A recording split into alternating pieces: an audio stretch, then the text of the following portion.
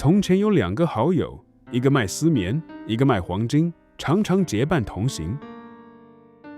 村里来了一位买金的人，小心翼翼，反复检查。真金不怕火炼，于是架柴生火，当场试金。火炼虚时，2人等得不耐，便进屋歇息。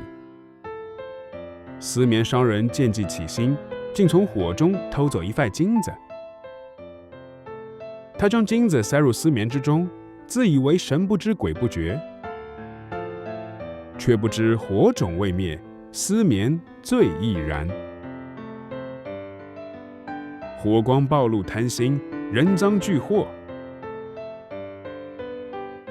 一念贪心，换来羞辱与罪名。